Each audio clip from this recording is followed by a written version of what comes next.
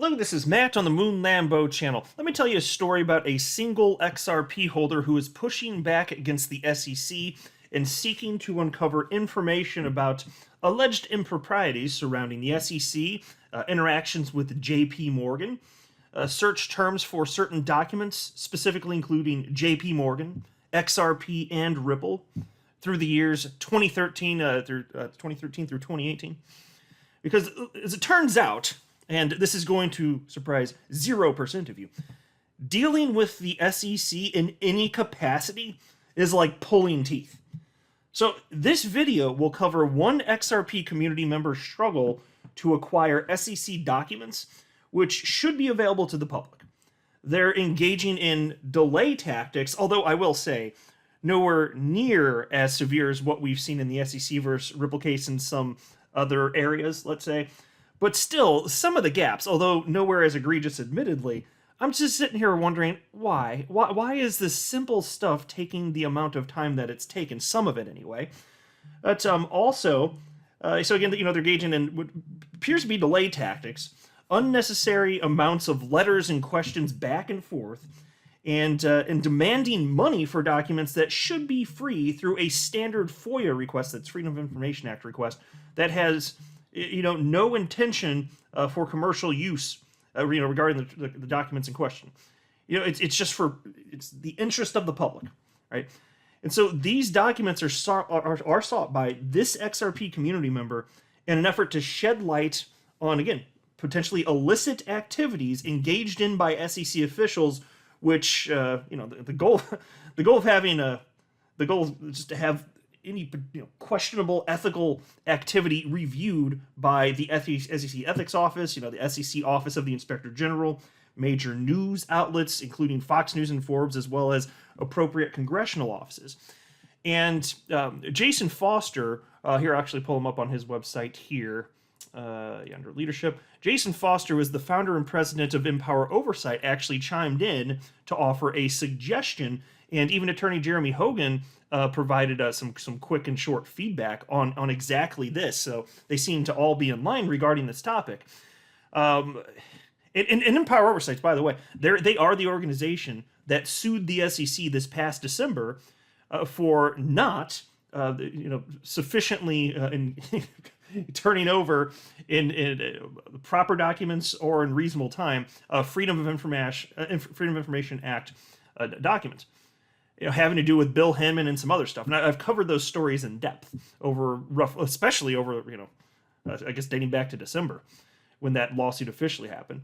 So this isn't the first time that when it comes to FOIA requests, there have been problems, but this is one individual XRP holder, and I just thought I'd tell you the story because if the SEC is going to continue to behave like this, they need to be called out. The public deserves to be aware of this, and I'm only sharing publicly available information. There's nothing secret here, but let's get the message out.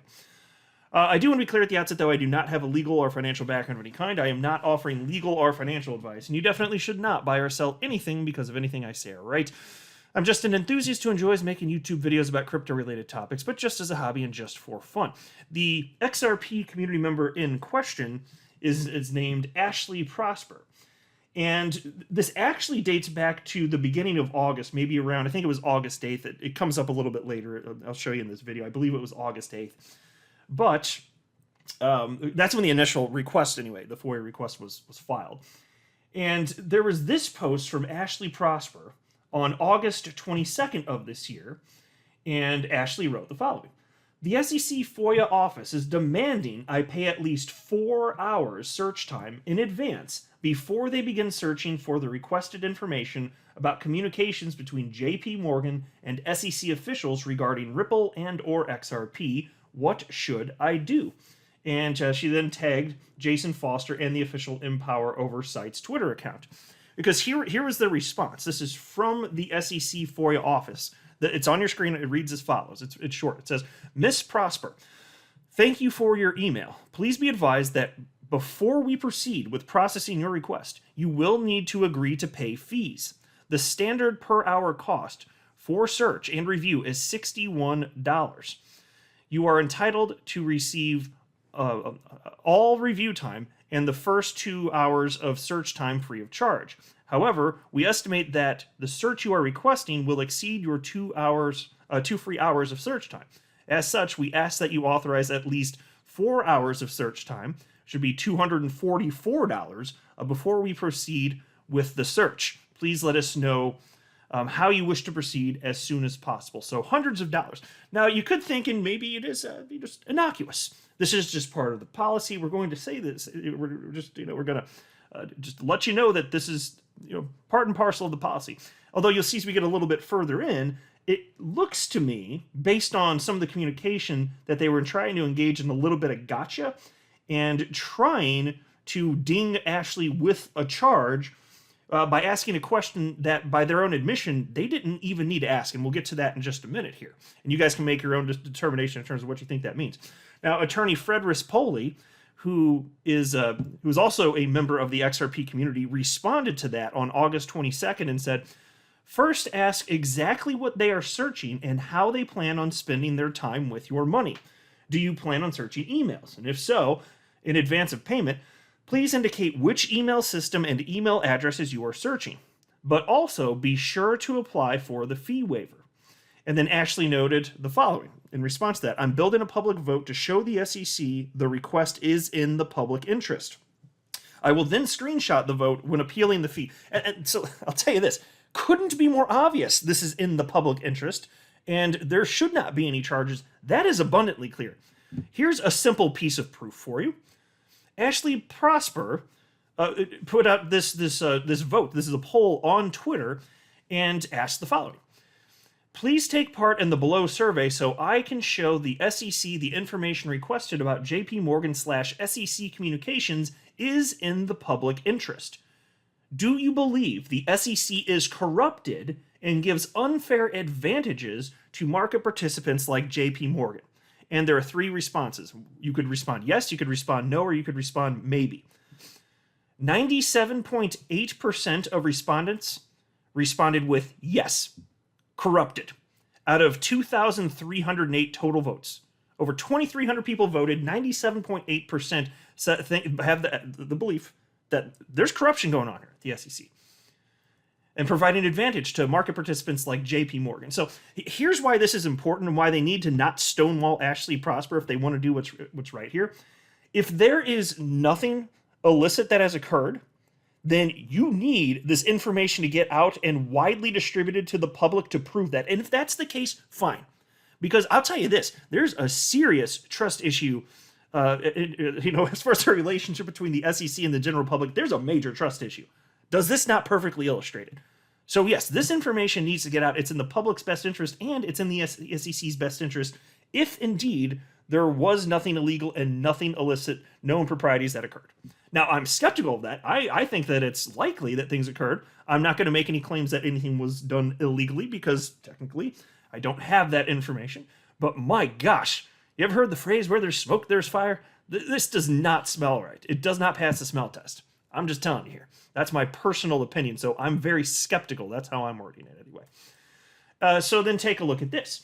Now, fast forward a couple days. This is August 24th, and there is new stuff from today. I'm getting to it. I'm working up to it.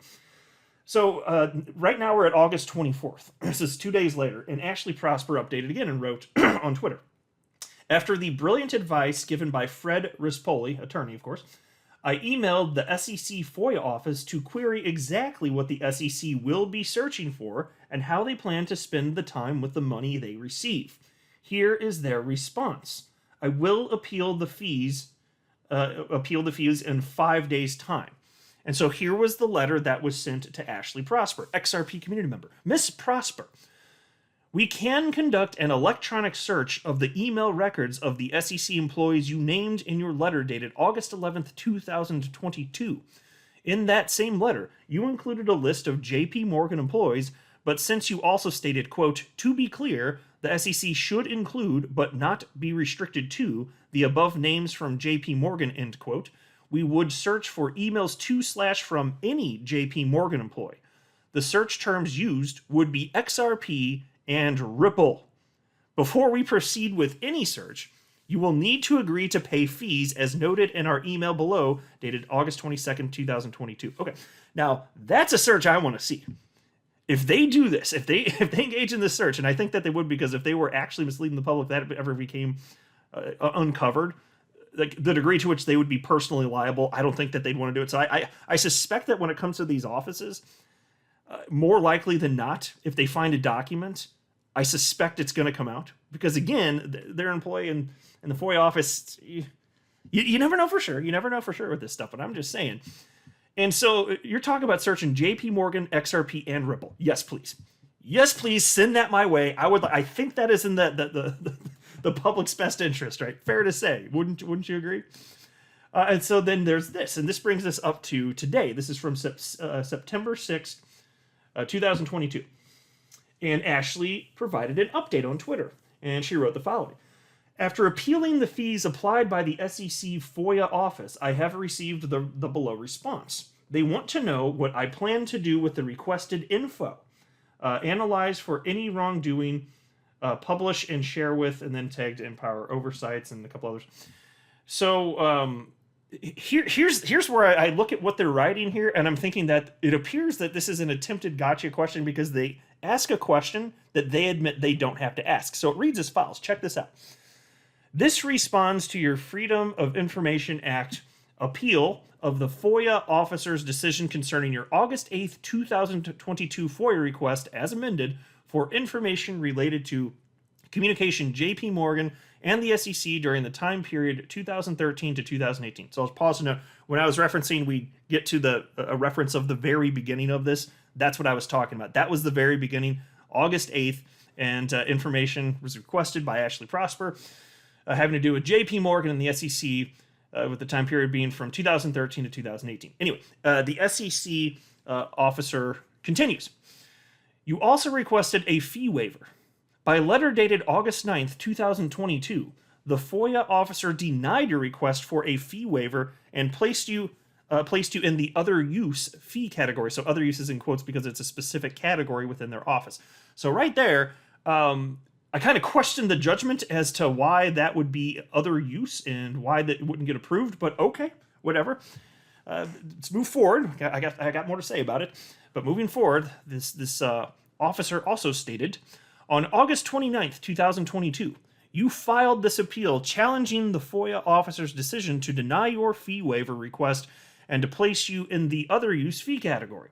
I have considered your appeal and am remanding the matter for further review. So let's pause note. That's good. Remanding the matter for further review, great. It's getting considered again, all right? And then they continue. In both your appeal and request, you reference the public's need to obtain the information you seek. However, it is not clear how you intend to use the records you seek based on the statements contained in your FOIA request and appeal, and the FOIA office did not inquire about your intentions before classifying you as an other use requester. Pause. Think about this. So they made a decision. They didn't know the intent, but they made a decision to just charge, hoping that Ashley would just go away. That's what I think anyway, and didn't even bother to ask that question. Now, at this point, as you'll see in just a second, they're not required to ask this question. So check this out. Although not required, Office of Management and Budget, which is OMB, fee guidelines encourage agencies to seek additional information or clarification from a requester when the intended use is not clear from the FOIA request.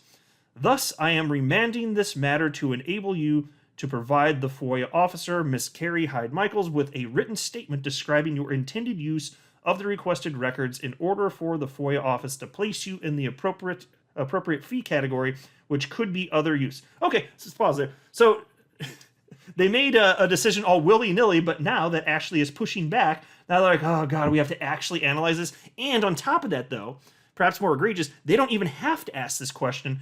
They're hoping that there would be a confession made here as to the true intent of this, which I'm going to get to in just a second. So please hang with me. I have to do this sequentially, or else it's not going to make any damn sense. I promise you.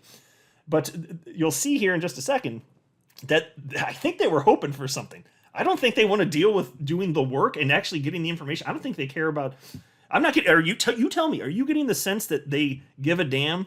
They give two F's about how the public perceives the SEC or getting this information out into the hands of the public. Are you getting that sense at all? Because I haven't. I've been following the SEC v. Ripple case since the damn thing launched December 2020. And so seeing stuff like this, I'm just like, yeah, more SEC.